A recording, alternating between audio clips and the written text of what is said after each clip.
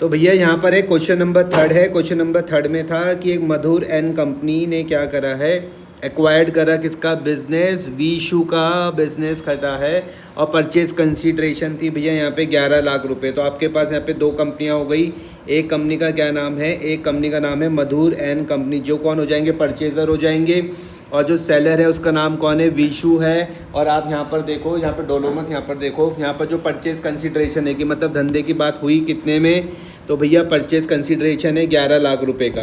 तो आपको एक चीज़ तो क्वेश्चन ने दे ही दी, क्वेश्चन ने आपको परचेज कंसीडरेशन तो दे ही दिया भैया, इसमें तो कोई दिक्कत आपको नहीं होनी चाहिए।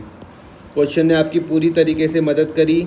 आपको क्वेश्चन ने दिया परचेज कंसीडरेशन की मतलब इस धंधे की बात कितने रुपए में हुई फाइनल, कितने में हुई, 11 लाख रुपए में।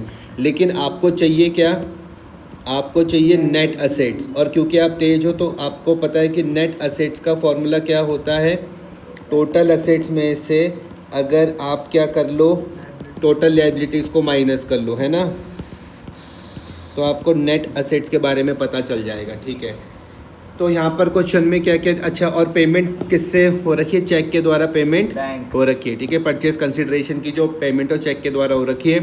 क्वेश्चन में पर्टिकुलर्स दिए हुए थे, बुक वैल्यू है और जिसमें वो लोग तैयार हुए उसको मैं क्या बोलता हूँ, अग्रीड वैल्यू।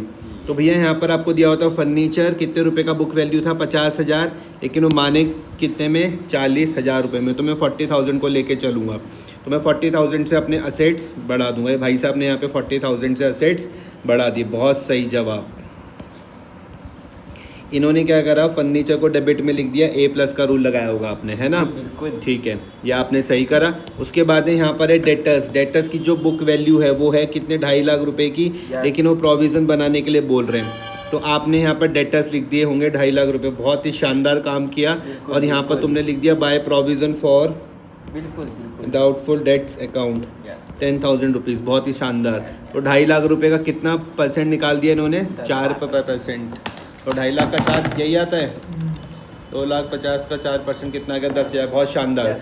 उसके बाद है भैया यहाँ पर था स्टॉक, स्टॉक की जो बुक वैल्यू है वो क्या है, 10 लाख रुपए, लेकिन वो माने 720 में, माने कितने, 720 में। दिखाओ कहाँ करा इन्होंने, बिल्कुल ये देखो, आई बात समझ में, यहाँ तो कोई दिक्कत तो नहीं है। अगर कोई मतलब इसको कोई दूसरा बच्चा देख ले वो कहेगा कि यार क्या गधे बच्चों को मैं पढ़ा रहा हूँ। इन्होंने यहाँ पर एक गधों वाली बात करी। देखो मैं इनको समझा के परेशान हो चुका हूँ कि भैया स्टॉक, इन्वेंट्री, ये सब क्या होते हैं, ये भैया करंट असेट्स होते हैं। क्या होते हैं, करंट असेट्स हैं। ये तो देखो कैसी मूर्खता वाली बात कर रहे कि दुकान में जितना भी सामान रखा हुआ सब स्टॉक नहीं होता। अगर तुम कल के दिन मारुति के शोरूम में चल गए, वहाँ पे तुम्हें जितनी भी कारें दिख रही है वो क्या है, उनके लिए स्टॉक असेट्स ही तो है। लेकिन ये यहाँ पे मूर्ख इंसान ने इसको कहाँ पर लिख दिया है, देखो कहाँ लिख दिया, लायबिलिटीज़ में। इसके वजह से इनका क्वेश्चन हानि। अरे लड़ाई मत करो, ये समझ में आया, अपनी गलती समझ में नहीं आ रही तुमको, ये तुमने स्टॉक जो यहाँ पर लिख दिया, ये यहाँ नहीं आएगा स्टॉक, इसको मैं यहाँ से काट देता हूँ, स्टॉक यहाँ पर आएगा भैया, स्टॉक अकाउंट डेबिट कितना था, कितने में बात बनी, 7,20,000 रुपये में बात बनी। ठीक है, तो स्टॉक क्या होता है भैया, करंट असेट्स होता है, सिंपल सी। अभी मैंने क्या दिया इसमें एग्जांपल, मैंने तुमको दिया ना, जब तुम किसी कार के शोरूम में जा रहे हो वहाँ पे तुम्हें जितनी भी कार दिख रही हैं वो सारी की सारी कार क्या है भैया, करंट असेट्स है। किसके लिए, उस कंपनी के लिए। लेकिन जो कार हमारे घर पर है वो हमारे लिए क्या है, असेट है। इतनी बात समझ में आ रही है। अच्छा आगे बढ़ता हूँ फिर मैं। बैंक ओवरड्राफ्ट 20,000 था, माना भी कितने में, 20,000 में। बिल्कुल इन्होंने ये ठीक करा, लायबिलिटीज़ की जगह पर लिखा हुआ। अच्छा उसके बाद यहाँ पर क्या थे, क्रेडिटर्स, क्रेडिटर्स को मैं क्या बोलता हूँ, लेनदार। क्रेडिटर्स कब बनते, जब आप उधार में सामान खरीदते हैं। 180 के थे, वैल्यू भी उनकी 180। इन्होंने बिल्कुल शानदार काम किया, यहाँ पर लिख दिया। अरे और जो तुमने इसको पैसा देना है वो नहीं लिखा तुमने, जितने में तुम्हारी बात बनी, वीशू को तुम ये भी तो लिखोगे, जो तुमने वीशू को पैसा देना है वो भी तो तुम्हारी लायबिलिटी है। तो तुम यहाँ पर लिखोगे वीशू अकाउंट, कितने रुपए देने, 11,50,000 रुपये, 11,50 ही था ना, 11 लाख रुपए। ठीक है, लेकिन तुमने कहा कि सबसे पहले हम लोग क्या निकालते हैं हम सबसे पहले क्या निकालते हैं, नेट असेट्स निकालते हैं। सबसे पहले हम लोग क्या कैलकुलेट करेंगे, नेट असेट्स। तो देखो टोटल असेट्स में मेरे पास क्या क्या आ जाएगा। सबसे पहले है मेरे पास ये देखो यहाँ पे 7/20 के क्या हो रहे स्टॉक हो रहे 7,20,000 प्लस 40,000 प्लस 2.5 लाख टोटल हो रहे 10,10,000 ये आ रहा 10,10,000 माइनस लायबिलिटीज़ कितनी आ रही है, कितनी है मुझको बताओ, 10,000 प्लस 20,000 प्लस 1,80 यही है, Yes. 2,10,000। Yes. तो आपके पास कुल संपत्ति कितनी आ रही है, 2,10,000 माइनस करूँगा ना मैं इसको 10,10,000 गलती करी कुछ मैंने, 8 लाख रुपए की क्या आ गई, कुल संपत्ति आ गई। सही आ रहा है। कुल संपत्ति मतलब नेट असेट्स। और ध्यान से मेरी बात को समझना, अगर तुम इस तरीके का काम मतलब तुम्हें लग रहा है कि मेरा अगर आंसर में फोकस है तो आपके नंबर नहीं आएंगे, क्योंकि मैं फिर बता रहा हूँ कि CBSE में स्टेप मार्किंग चलती है, 12th के बोर्ड्स में स्टेप मार्किंग चलती है, आपको ऐसे सुंदर काम करना पड़ेगा।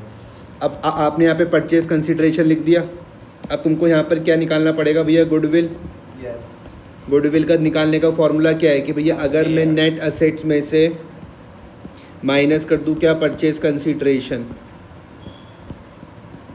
तो नेट असेट्स मेरे पास कितने के आ रहे, 11 लाख के, और यहाँ पर मैं 8 लाख माइनस कर दूंगा तो कितना आ रहा, क्या आ रहा आंसर, 3 लाख आ रहा है। फिर ये तुमने यहाँ पे बीच की लाइन छोड़ी होगी है, तो यहाँ पर तुम लिखोगे क्या, गुडविल,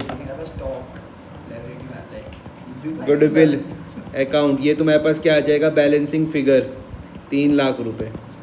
ठीक है, उसके बाद देखो ये वाले तुमको पता ही है, विशु को तुमको पैसा देना है, ये मिटा देता हूँ यहाँ से। देखो विशु को तुमको क्या करना है, पैसा देना है। सुनो यहाँ पर देखो, विशु को तुमने क्या करना है, पैसा तो देना पड़ेगा, क्वेश्चन ने कहा। तो तुम लिख दोगे Vishu account debit to bank account, Vishu account debit to